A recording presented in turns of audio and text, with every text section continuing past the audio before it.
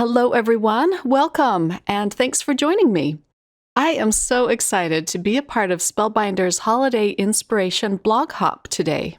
We are featuring the 2021 holiday products, and there are so many fabulous crafty goodies in this release. I am going to be creating a few cards using some products from the Fall Traditions line. So let me show you first what products I have on my desk.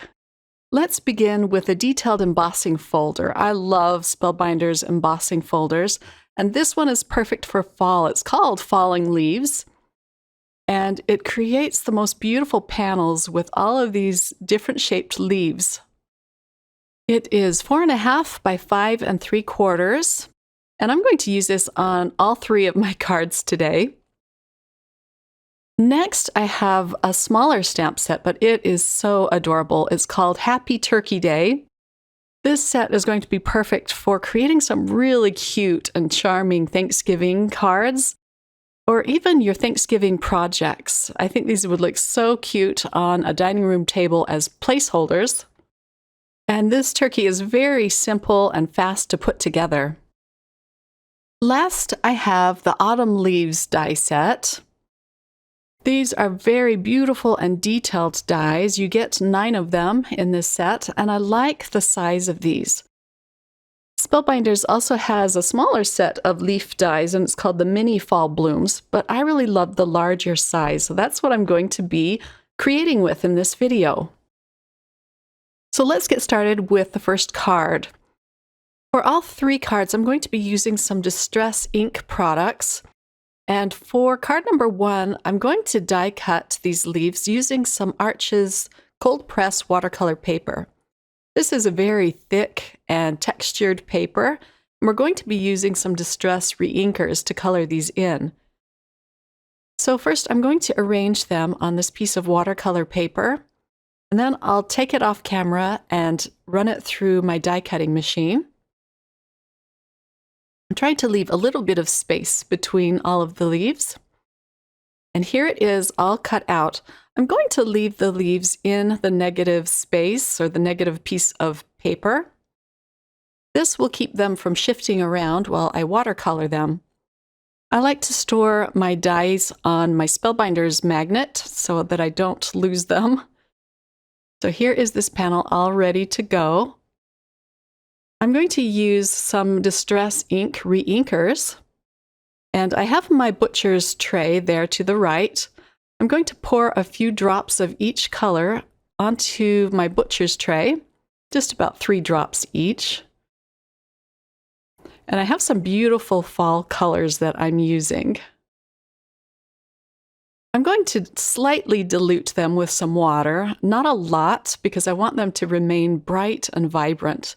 This first color is Carved Pumpkin, and I'm not going to color in each leaf with just one color. I'm going to add lots of beautiful fall-time colors over these die cuts. So I'm just putting a little bit of orange around, and then I pull in my Cracked Pistachio. This is really a fast and fun way to color in your die cuts. Next is Candied Apple. The yellow is Fossilized Amber. And it really turns into a hot mess, but I love how these turned out. The browned color is Ground Espresso. I'm not worried about the colors blending or getting a smooth transition between the colors. I just want them to be bright and colorful. Now that I'm done with the coloring, I'm going to set this panel aside to air dry. And I'm going to start on my next panel. This is another piece of Arches cold press watercolor paper. It's a really thick paper, as I said, and it just embossed beautifully. It's hard to catch all the detail on the camera. With this panel, I'm going to use some Distress Oxide inks to add some color to it. And I'm starting out with Candied Apple. Then I'll transition to Ripe Persimmon and Squeezed Lemonade. I also bring in some Walnut Stain and Twisted Citron. This time I'm going for a little more of a smooth blend. But isn't that just beautiful? It really brings out the embossed leaves. So as if that wasn't enough color, I'm going to add some flicking to this panel. I put some ground espresso re-inker on my acrylic block, and then I can just pick it up with my brush and tap it on my finger so that it makes little flick marks all over the panel. Next, I have a few Distress Oxide sprays, and this is the first time I've used them. They are so much fun to play with. I'm using carved pumpkin, and this is mustard seed. Next is twisted citron, and I'm just flicking this on very liberally. I love all of the color. While that panel dries, let's pull the leaves out of the negative space of the watercolor paper now. I love how these turned out. They look so bright and vibrant, and they almost look real. So here is the last leaf. Now I'm going to set these aside to work on the leaves for my next card. To color in these leaves, I'm using more Distress Oxide sprays. This is another fast and fun way to color in your die cuts. I'm starting with Abandoned Coral. I wanted a softer red color for these leaves. I'm not pressing all the way down when I spray these. I just want big water or paint droplets on these. My next color is Carved Pumpkin. This was a really fun and messy process as well. There's my mustard seed and my twisted citron. I even open the bottle and flick on droplets using the nozzle, but I just want a good coverage on this panel and lots of color. I don't know why I've never tried the Oxide sprays or the Distress stains before, but they are so much fun. I'm using an old box from one of my Spellbinders kit so that I don't get splatter all over my work mat. And once the panel is dry, I set that aside for about an hour. I can start popping out the leaves. But look how dappled and cute these are. I don't know which set I like better. I'll put both of these sets in my little trays. And then I'm going to do one more thing to these leaves just to push it over the edge with the wow factor. I want to gild these leaves just a little bit on some of the edges. So I'm using my Versamark ink pad just to scrape the edges of the leaves with the ink. Then I can pour over some antique gold embossing powder. If you have a Versamark pen, that would work just perfectly as well. But I just wanted to add a touch of gold to these leaves. Now I can melt them all at once. I'm using my Spellbinders tweezers just so I don't burn my hands. They're such small die cut shapes when it comes to heat embossing. But I'm going to do this all at once. Look how pretty the gilt edging looks on these. I did leave some of them plain, but most of them I did add this gold detailing to. And here's kind of a close-up look for you. So let's go back to card number 1 again. I'm going to use Spellbinders hem-stitched dies to cut a window out of both of these panels. I embossed the second panel with the same embossing folder. I'm just going to leave that the plain kind of creamy white. But for card number 1, I'm going to use our distressed panel. So I cut a window out of the middle, and then this piece of brown cardstock is just a little bit bigger than the window. And I'll cover the window with that. The panel I cut out, I'm popping up with some foam pieces. I'm making sure to place that back on so that it matches the pattern around it. I'm using one of the Spellbinders' new stamp sets called Fall Greetings, and I'll use this for all 3 cards. But this sentiment says, "You make life colorful," and I thought it would be just perfect for this first card. I'm going to heat emboss this, so I'll stamp it out using some Versamark ink. This is a piece of poppy field cardstock. And then I have some really fun cream-colored embossing powder. But I thought it would be perfect to match the tone of my watercolor paper. So let's allow the heat tool to warm up, and then we can melt that. I do end up cutting this out into a fishtailed banner. I'll put a piece of rainforest cardstock down on the card base first. Wanted this card to just be full of color. Before we attach the second panel, I wanted to attach my sentiment, and I popped it up with some foam strips. That will go right in the middle. I'll add some liquid glue to attach my second panel onto the green cardstock. That piece of red cardstock in the middle, I put there just to keep it all the same level. And then I like using the liquid glue because you can wiggle the panel around until you get it in the right place. I cut out one of the leaves with some metallic gold paper from Spellbinders, and I'm putting that down first. And then I can start adding all of my other leaves. I'm going to put a few on this panel.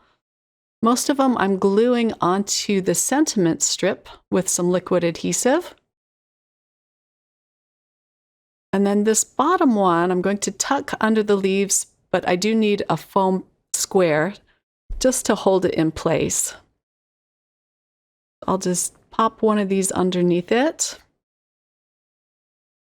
And here is my last little leaf. It will just go on the top. I decided that this small arrangement needed a bow, so I'm using some burlap twine and a micro dot behind it to hold it in place. I'll just put that at the bottom of my leaves. And here is a close-up look at the first card. I also added some gold gems around this panel. Isn't that just a fun, bright card that just gets you in the mood for fall? On to card number 2, I'm going to use this little orange frame to put behind my embossed panel. I'm using some liquid glue to do this, and it will go on the inside. I thought this was a nice way to mat the leaves this time. But before I attach it to the corrugated cardstock, I'm going to add another burlap twine bow. And I'm just going to tie it around the side of the frame. I do fuss with my bows a bit, so I cut that out of the video so you don't have to watch. But once I'm done, I do add a micro dot behind the knot of the bow. I popped up this panel with some foam tape, and now I can center it on the corrugated cardstock. I have to be careful to center this one perfectly because once it's down, it's down. Now I can add it to a white card base with some liquid glue. And this is a little bit easier because the liquid glue, of course, gives you some wiggle time. Now let's start putting the leaves inside the window. Some I'm going to glue down flat, and some I'm going to pop up with some foam squares. I really liked using the watercolor cardstock to die cut these leaves because it's quite a substantial cardstock and it makes for some really thick and nice die cuts for your cards. It was tricky to get these die cuts to stick to this very textured cardstock, so I am going to go back and add glue dots behind these as well. This last little piece I'll prop up with a couple of foam squares. I'm going to heat emboss my sentiment again with some cream-colored embossing powder. And from the fall greetings set, I selected the one that says fall is the best season of all. I cut it out with a sentiment strip die that came in the mini Christmas greetings stamp set. I just love this die. I use it a lot. I'll add a few green gems around this panel. This mix of gems is from Pretty Pink Posh, and I'm just picking out the green ones. I'm gluing these down on the flat spaces in between all of the embossing, and I'm just hoping it stays on that corrugated paper, but I wanted to put a few inside the window. And here's a close-up look at card number 2. I just love that gold detail on the leaves. This one's a little more subtle than the first one, but I think it turned out really pretty. Okay, now it's turkey time. I love this little set and had so much fun playing with it. I went ahead and die cut out my pieces off camera. To add a little bit of interest and dimension, I'm going to add some shading with some distress inks. This one is called Tea Dye. I'm just putting it along the edge of the turkey's body. I'll come in later and add a little more on the other side. This cardstock is called Barely Peach that I used for his head, and I'm coming in with Fired Brick to add some shading. His body was made out of Portobello cardstock. These are nice heavyweight cardstocks from Spellbinders. So let's glue these two pieces together. And I like the size of this turkey. He's not too big and not too small. He's just perfect. I've been looking for a cute turkey die or a stamp set, and this one just fits the bill. Let's glue on his wings. There's so many details on these die cuts. Behind his eye and his cheek, I'm going to put a little piece of double-sided adhesive. And I'll pop his eye and cheek back in later. His hat I cut out with black cardstock and the band around it with some gold. Now I can glue this on his head. And next we'll put his legs on. You attach them behind the little points on the turkey's body. I guess that would be the tops of his legs. Look at those cute little legs. And then I cut out the feathers using various colors of cardstock. I'm gluing two of them together. I have a circle at the bottom that makes it very easy to glue them together.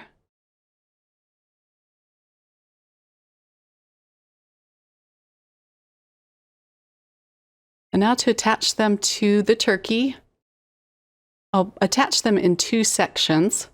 And I do end up flipping these two colors of feathers, just so his face would stand out a little bit more. Here is his wattle for around his beak. And there's lines on the turkey die cut, so you know exactly where to place this. And then for his beak, his eyes I die cut again with white cardstock. I'm just going to color them in with some Copic markers. This is a dark gray. I think it's a C7. And then the double-sided adhesive will just keep it tightly in place. And then this one I'm coloring in with R21. And I'll pop it into his cheek. This is a lot easier than die cutting it twice with the different colored cardstocks. There's his cute little face. And now he's all ready to put on my card. Isn't that just fun?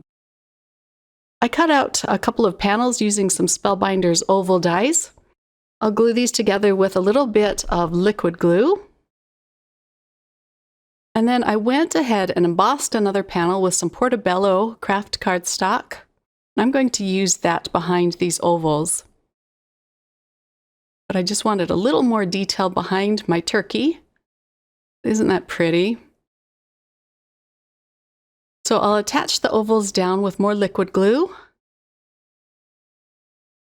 And then the turkey I'm going to pop up with some foam pieces. But first I wanted to add a little more color behind the turkey. So I'm using some dried marigold. So let's add the turkey. I know I'm going to be using this die set a lot this year, and it has a really great price point. So the sentiment I stamped says Happy Harvest, and I tied another burlap twine bow. And then I can add this to another white card base. So in the description box below, I have a link to the next person in the blog hop.